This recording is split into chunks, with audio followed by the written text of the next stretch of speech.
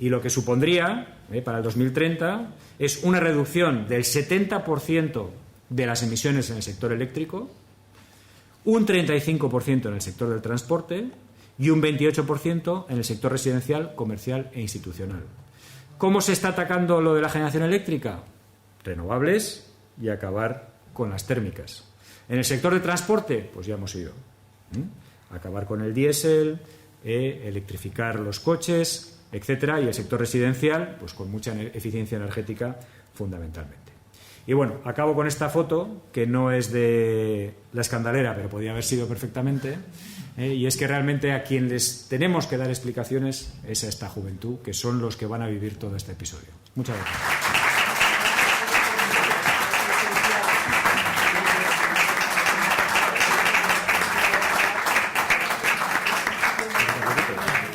Bueno, vamos a abrir un debate y lo voy a hacer yo mismo. Esta gente que está en La Escandalera, veía una pancarta que decía: no tenemos que cambiar el clima, tenemos que cambiar el sistema. Bueno. ¿Cuál es tu opinión sobre el asunto? Bueno, vamos a ver. Yo creo que, claro, cuando eres joven tienes otras perspectivas, ¿no? A ver, lo peor que pudiera pasar es que un mensaje tan claro como el que se está intentando mandar desde parte de un sector de la juventud se aproveche con otros fines, ¿no? Y entonces una de las cosas que me ha llamado la atención en La Escandalera es que, aparte de gente joven, había gente bastante mayor que tenían otro tipo de pancartas, que tenían poca relación con el clima y que iban un poco más en esa línea, ¿no? Yo creo que el cambio climático es un tema que nos corresponde atacar a todos, es un tema que tiene implicaciones sociales y económicas muy importantes, y que yo creo que lo que hay que hacer es hacer una transición que sea justa, en el sentido de que todos podamos tener correspondencia en el término de nuestras obligaciones, pero también de nuestros derechos, ¿no? Y yo creo que, bueno, hubiera estado bien que hubieran estado muchos aquí en la charla hoy, ¿no? Sí. Eso hubiera estado bien, porque lo que sí me gustaría es que este movimiento fuese un movimiento que fuese informado. Que conste que he estado escuchándoles durante 10 minutos y estaba hablando una chica por el micrófono, y los datos que ha dado de incremento de temperatura, de emisiones y de aumento de nivel del mar eran ciertos. Es decir, se había hecho los deberes. Entonces yo creo que lo más importante es que entiendan, primero, las consecuencias de lo que está pasando y sepan cuantificarlo adecuadamente, y también sean conscientes de qué es lo que están pidiendo y de las implicaciones de lo que están pidiendo. Entonces, bueno, yo creo que es un movimiento importante, creo que hemos cambiado mucho. Yo llevo trabajando en cambio climático 15 años y las conversaciones incluso con mis amigos han cambiado bastante, ¿no? Antes tenía muchos amigos escépticos, ahora tengo menos. Tengo algunos todavía. Pero lo que quiero decir es que yo creo que ya todo el mundo se da cuenta de que es un tema que no podemos evitar. Y ellos son los que más lo van a padecer, ¿no? Sí. La población, ¿no? De la población, cómo va a afectar, ¿no? Porque, por ejemplo, en los países africanos va a haber refugiados climáticos tarde o temprano, y esto, bueno, ¿cuáles son las perspectivas? Bueno, yo no soy un especialista en este tema, pero en el IPCC hay un grupo que solo trabaja en temas de consecuencias de cambio climático, refugiados climáticos y inmigración. Este es un tema que puede sonar un poco a que no tiene mucho futuro, que es algo que no tiene mucha razón de ser, pero nosotros trabajamos en zonas donde esto es un problema real. Es un problema real porque, por ejemplo, hemos trabajado en Perú, en zonas donde, debido al cambio en las temperaturas y a la falta de agua, muchas poblaciones indígenas que vivían de sus cosechas ya no saben ni cuándo cosechar, porque ya no saben cuándo va a ser el momento adecuado para ello. Y esto está migrando a zonas urbanas. Está despoblando totalmente de las zonas rurales porque no tienen la capacidad de saber cuándo van a poder tener alimento, ¿no? Luego, como digo, en muchas islas del Pacífico y en islas de Oceanía es que se inundan todos los días. Entonces ya no pueden vivir allí, tienen que emigrar, ¿no? Entonces yo creo que las consecuencias, también hay gente que está trabajando en las consecuencias del cambio climático, conflictos bélicos y refugiados y demás. A mí se me escapa un poco. Yo lo que sé es que hay consecuencias muy importantes que, sobre todo, a las comunidades más vulnerables les va a afectar, y que la reacción más probable sea la emigración, sí, sin duda. Sí, no, yo no pongo, 20% menos de no pongo pegas al diésel, simplemente he puesto encima de la mesa de lo que se está hablando. Yo no pongo pegas al diésel, sé que un motor diésel de los nuevos es más eficiente que muchos de los de gasolina antiguos. Yo no pongo ese tema, no lo estoy cuestionando. Simplemente he querido hacer un resumen de qué se está hablando para que se trate a futuro.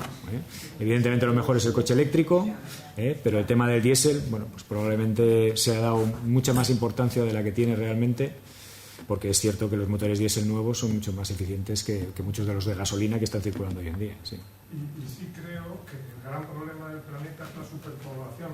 Está subiendo 80 millones cada año. Dentro de 3 años van a ser 8.000 millones. Y hay una fuerte correlación entre la subida de la población y la emisión de CO2, como es obvio. Entonces, bueno, por ahí habría que controlar un poco la cosa y también plantar más árboles, evitar que se quemen, y ya de paso podemos hacer muebles de madera y tenemos el CO2 en casa. A ver, todo lo que dices es cierto. El problema está en que el tema de controlar la población, en esta discusión ya ha estado. He tenido una discusión de este tema reciente con un par de colegas, uno de ellos uno de mis hermanos. Y claro, el problema está en que la solución de controlar la superpoblación es el problema crítico. Es el problema crítico. Porque se incrementa la demanda, se incrementa el consumo, las necesidades de infraestructuras, de alimento. Estamos intentando pensar en soluciones basadas en la economía azul en el océano y demás, pero evidentemente ese es el problema fundamental. Entonces, claro, hay gente que lo dice, no, lo que hay que hacer es reducir la población a la mitad. Y digo, si tú te quedas, ¿no? Claro, ese es el problema. Ese es el problema. Que es muy fácil decidir por los demás, pero es que no es un tema que vayamos a controlar, que es lo mismo con el tema de las emisiones, ¿no? Cuando se va a la COP y demás, tú hablas con gente de muchos países que te dice, joder, tú llevas emitiendo 80 años y me dices a mí que no emita ahora que estoy creciendo, ¿por qué no voy a emitir yo? O sea, el tema de la justicia en tema de cambio climático también es un tema muy crítico, pero vamos, el tema de la superpoblación es una de las mayores amenazas del planeta. O sea, estamos, desde luego, con las proyecciones que hay, al borde de superar uno de los límites planetarios, sin duda alguna. Sin duda alguna. Dígame usted. Quería preguntarte del anteproyecto de ley de cambio climático. ¿No opinas que habla demasiado de energía y poco de cambio climático y que en concreto en tema de adaptación aporta pocas novedades y poco compromiso y poco financiación, y que estamos a lo mejor muy centrados todos en el cambio de modelo energético, incluso en el discurso público? Tú que trabajas más en la adaptación, no sé si te has sentido un poco decepcionado, ¿no? Me consta que son conscientes de ello. ¿Sí? Me consta que son conscientes de ello. A ver, yo creo que, hombre, no sé. La semana pasada estuve en Rusia, que estuvimos en el IPCC hablando, y fue uno de los temas que estuvimos hablando, ¿no? Pero es que realmente yo, incluso que trabajo 100% en adaptación, como bien sabes, es que si no mitigamos, estamos muertos. Es que podemos adaptarnos, el tema de cómo adaptarnos evidentemente depende de muchas cosas, pero es que si no mitigamos, es que mira dónde vamos. Entonces, lo que está claro es que, bueno, yo creo que ha habido un peso muy importante también de que había que hacer a la vez el plan de clima y energía, y ahí había un sesgo claramente importante. También quizás es que la mitigación requiere una preparación a mucho más largo plazo, sobre todo con algunos de los mensajes que nos han mandado de la electrificación, el tema de los diésel, el tema de las térmicas, el tema de las nucleares, etcétera.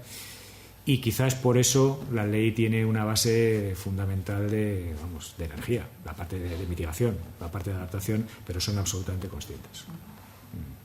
Entonces yo espero que se arregle. Bueno, y también de forma natural, los recursos de petróleo y de gas natural parece ser que hay como para 50 años.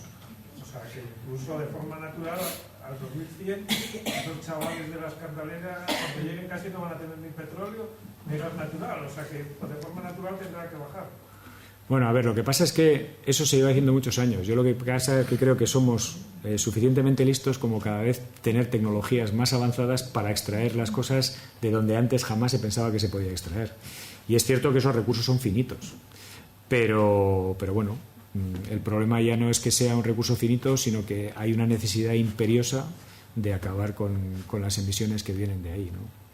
Entonces, bueno, yo no sé si entienden mucho los temas de los que están hablando, ¿no? Pero en principio yo creo que aunque se acabe el recurso, la cuestión es que no podemos seguir quemando. Y luego el otro tema que apuntabas es importantísimo. Es decir, si tenemos elementos en la propia naturaleza que son capaces de captar CO2, utilicémoslos en la medida posible, ¿no? Entonces todo el tema de conservación, restauración es esencial, es esencial. Y ves los cambios de uso del suelo que se están produciendo en el Amazonas. O sea, yo os invito a que voléis un poco con Google Earth por algunas zonas del Amazonas en Brasil, y es que es increíble. La deforestación es increíble. Y eso son, en términos de emisiones, perder una capacidad de secuestrar CO2, pero de manera brutal. Brutal. Eso era por lo que iba a preguntar ahora. Que todo el rato estamos hablando de procesos regresivos o progresivos, pero digamos que son un pulso en el tiempo. Es un esfuerzo o una influencia progresiva, salvo unos pocos. Entonces, bueno, no sé de qué porcentaje de la producción de oxígeno mundial o de captación de CO2 es el Mato Grosso, pero calculo que es un porcentaje importante. ¿Y cómo se puede controlar las políticas que son de esperar de un personaje como el que ha ganado las elecciones en Brasil, que históricamente esa ideología se ha caracterizado por mayor permisividad en la deforestación, concretamente en ese país? Totalmente, vamos. O sea, su cambio en la política ambiental ha sido automática, ha sido llegar y lo primero que ha hecho es todos los compromisos que habían adquirido fuera, directamente, lo tiene claro. O sea, es desarrollista al máximo y no le preocupa el medio ambiente en absoluto. A ver, es que vivimos en el mundo en el que vivimos. Entonces, lo que no podemos hacer tampoco es decir, bueno, como ellos no van a hacer, nosotros no vamos a hacer, ¿no? O sea, hay que intentar cada uno poner su grano de arena porque al final los límites del planeta son los que son.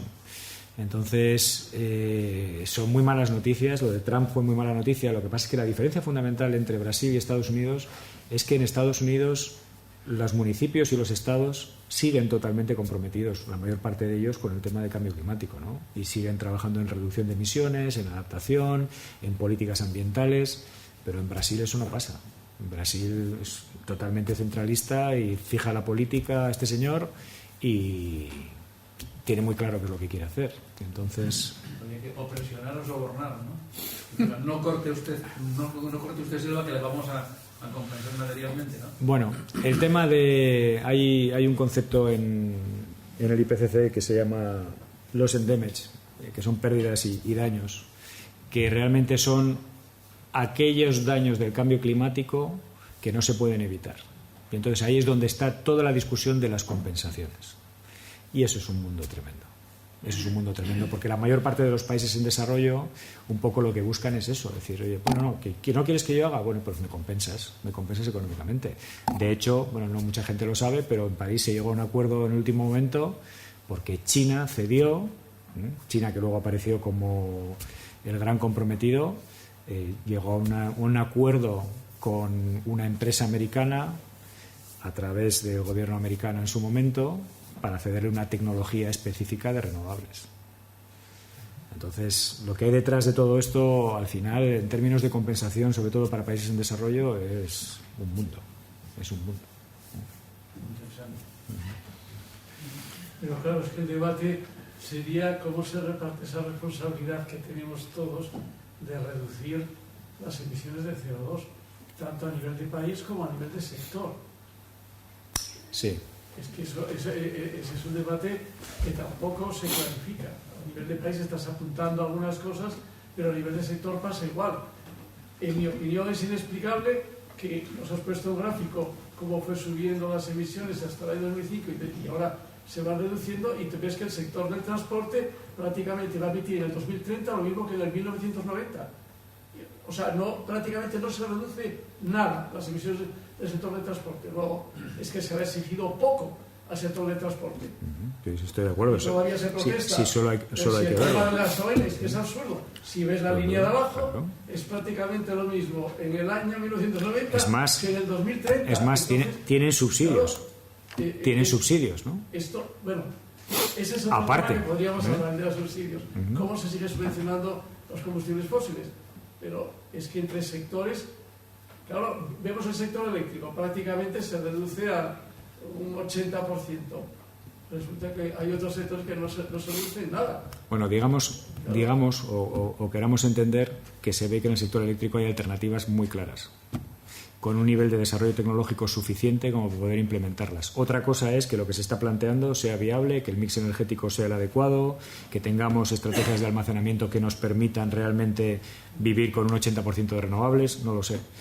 Pero lo que quiero decir es que bueno, las alternativas del transporte ciertamente tampoco se les ha dedicado mucho tiempo, ¿no? Y es evidente que hay que meter mano al máximo, por supuesto. Bueno, no vamos a hablar del ferrocarril, porque tendríamos para otra. Yo creo que el portero se quiere marchar. Bueno, pues y vamos a agradecerle de nuevo a Íñigo su magnífica presentación. Muchas gracias a vosotros.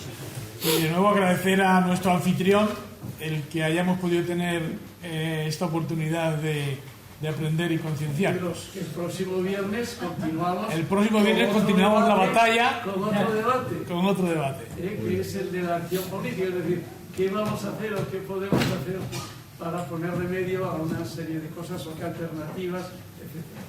Muy bien, muchas gracias.